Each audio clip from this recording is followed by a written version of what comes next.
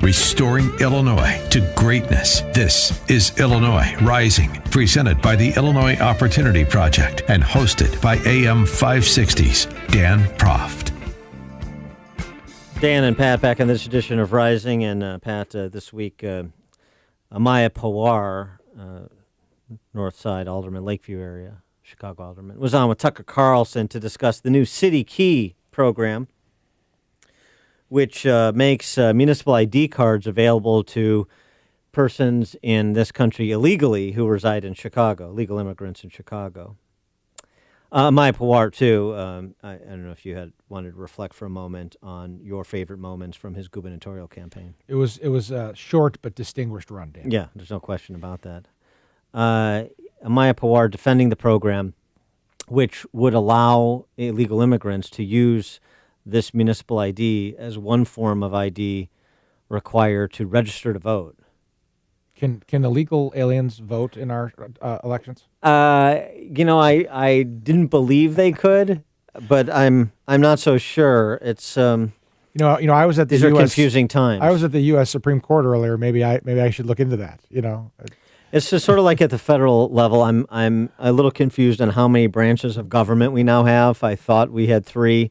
But I think we may have 4 or 5 that operate independent of any oversight, a couple that operate independent of any oversight, and no checks and balances. But here, the Chicago ID program, the City Key ID program, it was opposed by some members of the city council, 41st Ward Alderman Anthony Napolitano, Nick Spizzato, a couple of others. But otherwise, of course, championed by Tiny Dancer and most of the identity politics obsessed aldermen like Pawar, who see this as a way for people here illegally to check out books from the library. That's what this is. It's about checking out library books. I'd like to get some stats on the number of books checked out at the Old Harold Washington Library, but that's beside the point. What you really have here is, as Tucker Carlson said, you have Rahm Emanuel with a problem. He's not popular among the voters that exist at present, so he's got to get some new ones. He is not popular amongst voters who can vote. Look, Dan, I'm looking into this in a separate matter, so I'm looking into the legality of it, but I cannot imagine this is legal. I can't imagine that the city government can issue an ID to someone who's not a citizen, and then they can go backdoor and use that ID to vote. I don't see how that could possibly be legal. Well, it's legal in California. That's the argument, I guess. So California's doing it. We're like children here. He did it, so we can do it. So what they're saying, of course, is not voter fraud. Of course, you never condone voter fraud. We just want to facilitate it and then be outraged if it occurs. I mean, it's the two-step they do on all these things. By the way, on the topic of trying to prevent this travesty, Jeannie Ives is introducing legislation in Springfield to prohibit this. So perhaps there's a legislative remedy and maybe there's a judicial one as required. But it is remarkable that you're talking so cavalierly, as Pawar did, as Tiny Dancer has, of taking away the franchise for police officers and firefighters and teachers, American citizens who live in Chicago.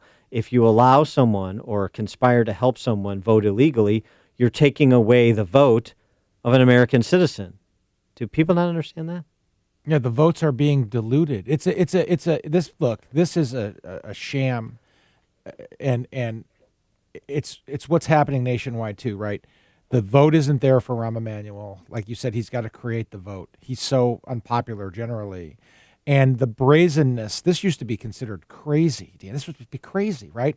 The brazenness with which Emanuel and Pawar are willing to do this and then go on a national TV show and defend it and get eviscerated by Tucker Carlson. It just goes to show how far to the left not just our politics, but our implementation of politics has become. Yeah, you thought they were going to stop at Sanctuary City? They'll never stop. Dan. You got Sanctuary State, you got the governor. Maybe the governor will introduce a state ID, or you could do the same thing at the statewide level. Reminds me of civil unions. Remember civil unions? Hey, that's all we want. If we get civil unions, that's all I'm looking for. Oh, and that's it. We're done. Right? They'll never stop.